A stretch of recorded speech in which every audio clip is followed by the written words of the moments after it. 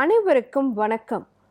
நான் doctor MS Usha Nandhini, Siddha physician, Lotus Women Care Hospital, India's first exclusive Siddha hospital only for women, PCOD PCOS Specialty Center, Saibaba colony, Coimbatore, KK Nagar, Chennai.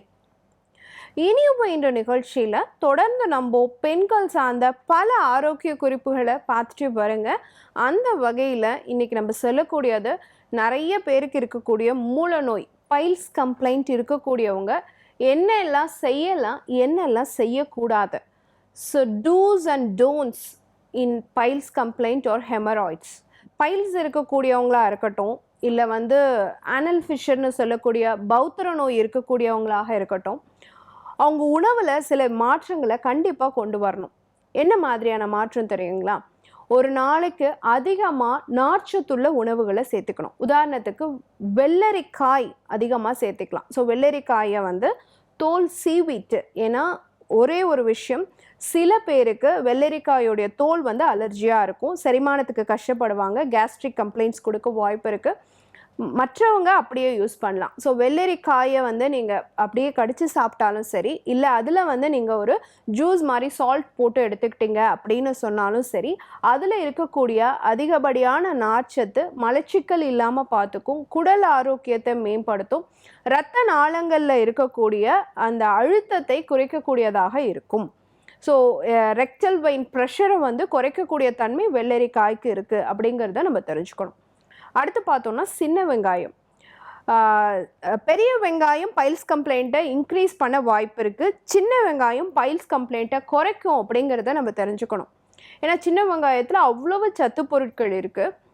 இரத்த அழுத்தத்தை குறைக்கக்கூடியதாகவும், நம்மளுடைய அந்த rectal வெயினில் குடலினுடைய உள்பகுதிகளில் இருக்கக்கூடிய அந்த அழுத்தத்தை குறைக்கக்கூடிய தன்மை உடையதாகவும், மலச்சிக்கலை நிவர்த்தி பண்ணக்கூடியதாகவும், குடல் ஆரோக்கியத்தை மேம்படுத்தக்கூடியதாகவும், குடலில் நல்ல பாக்டீரியா உற்பத்திக்கு சப்போர்ட் பண்ணக்கூடியதாகவும் இருக்கக்கூடிய ஒரு ப்ரீபயோட்டிக் அப்படிங்கிறது இந்த சின்ன வெங்காயம். ஸோ சின்ன வெங்காய பொரியல்னே நம்ம முன்னோர்கள்லாம் சாப்பிட்ருக்காங்க. ஸோ நம்ம உணவில் நிறைய நீர் காய்கறிகள் சேர்த்துக்கும் பொழுது கிட்டத்தட்ட ஒரு 50%, காய் ஒரு 50%னா 50% சின்ன வெங்காயம் சேர்த்து நல்ல ஒரு பொரியல் பண்ணி சாப்பிட்டோம் அப்படின்னு சொன்னாலே பைல்ஸ் கம்ப்ளைண்ட் இருக்கக்கூடியவங்களுக்கு ஒரு சிறந்த தீர்வாக இருக்கும். குடைமிளகாயிலையும் அதிகமான நார்ச்சத்து இருக்குது. ஸோ கண்டிப்பாக குடைமிளகாய் நிறைய சேர்த்திக்கும் பொழுதும் பைல்ஸ் கம்ப்ளைண்ட் நல்லா குறையிறதுக்கு வாய்ப்பு இருக்குது. சட்னி மாதிரி எடுத்துக்கலாம், இல்லை சலட் மாதிரி பண்ணி நீங்கள் சாப்பிடலாம். கண்டிப்பாக ஒரு நல்ல தீர்வு கிடைக்க வாய்ப்பு இருக்குது. அதே மாதிரி தானிய வகைகளில் குதிரைவாலி, சாமை, கம்பு இதெல்லாம் நம்ம சேர்த்துக்கும் பொழுதும், இதை மோரோட நம்ம சாதமாக பண்ணி மோரோடு சேர்த்து நம்ம எடுத்துக்கும் பொழுது கண்டிப்பாக குடல் ஆரோக்கியமும் மேம்படும். அதை தொடர்ந்து மூலநோய் சார்ந்த பிரச்சனைகளும் குறையறதுக்கான வாய்ப்பு இருக்குது. பழங்களில் பொறுத்த வரைக்கும் அதிகமான நார்ச்சத்துள்ள தர்பூசணி நம்ம எடுத்துக்கும் பொழுது இந்த மூலம் பௌத்திரம் சார்ந்த பிரச்சனைகள் குறையறதுக்கான வாய்ப்பு இருக்குது.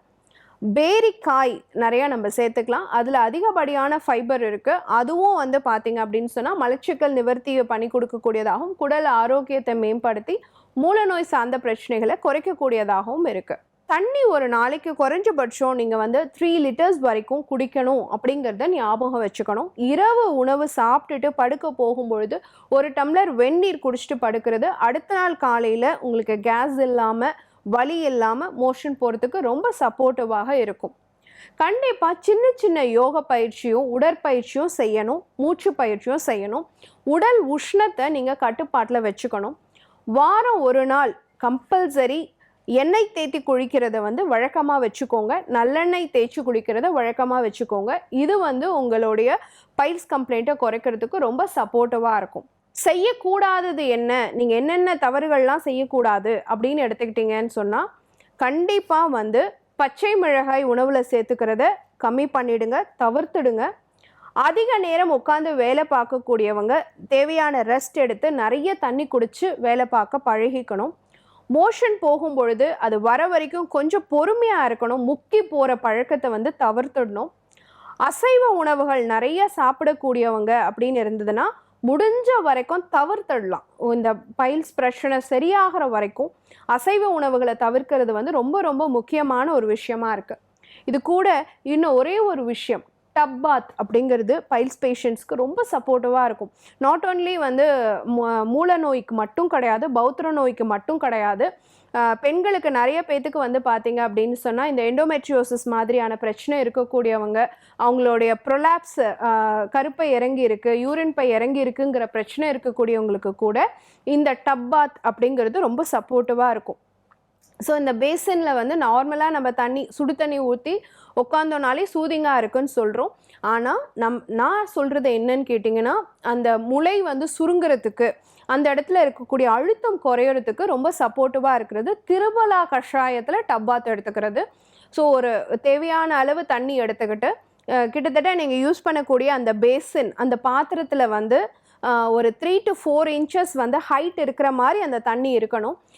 ஸோ கிட்டத்தட்ட ஒரு 2லேருந்து 3 லிட்டர் தண்ணி தேவைப்படும். அந்த தண்ணியில் ஒரு 3 ஸ்பூன் திரிபலா சூரணம் போட்டு நல்லா கொதிக்க வச்சுட்டு அதை ஒரு பேசனில் ஊற்றிட்டு மூலாதாரம் அந்த தண்ணியில் பதிகிற மாதிரி நல்லா ஆழ்ந்து உட்காந்துருந்து ஒரு 20 minutes வந்து உங்களுக்கு அது வந்து இருந்துச்சு அப்படின்னு சொன்னால், அதில் உட்காந்துருந்தோம் அப்படின்னு சொன்னால் அதுக்கு பேர் தான் டப் பாத்துன்னு பேர். அது வந்து உங்களுடைய மூலத்தில் ஏற்படக்கூடிய அந்த முளைகளை வந்து சுருக்கிறதுக்கும் ஆனல் ஃபிஷர்ஸில் இருக்கக்கூடிய வெடிப்புகளை சீர்படுத்துறதுக்கும் சப்போர்ட்டிவாக இருக்கும். சிவியரான பெல்விக் பெயின், இடுப்பு வலினால் கஷ்டப்படக்கூடிய பெண்கள் தொடர்ச்சியாக அதை பயன்படுத்தும் பொழுது உங்கள் பெல்விக்கு போகக்கூடிய உங்களுடைய இடுப்பு எலும்பு சுற்றி போகக்கூடிய இரத்த ஓட்டம் சீராகி கருப்பை சார்ந்த பிரச்சனைகளாக இருந்தாலும் சரி, மலக்குடல் சார்ந்த பிரச்சனைகளாக இருந்தாலும் சரி, யூரின் பை சார்ந்த பிரச்சனைகளாக இருந்தாலும் சரி, எல்லாத்துக்கும் ஏற்படக்கூடிய எல்லா காரணங்களாலும் ஏற்படக்கூடிய அந்த பெல்விக் பெயினை வந்து நம்மளால் இந்த டப் பாத் மூலயமா குறைக்க முடியும். ஸோ கண்டிப்பாக மூலநோய் இருக்கக்கூடியவங்க என்னென்ன செய்யலாம், என்னென்னலாம் செய்யக்கூடாது, அதற்கு பயன்படக்கூடிய ஒரு குளியல் முறை பற்றியும் நம்ம இன்னைக்கு சொல்லியிருக்கோம். பயன்படுத்தி பாருங்க. இதே மாதிரி இன்னொரு ஆரோக்கிய குறிப்போடு நான் உங்களை சந்திக்கிறேன். இயற்கையோடு இணைவோம், ஆரோக்கியமாக இருப்போம், ஆனந்தமாக வாழ்வோம். நன்றி, வணக்கம்.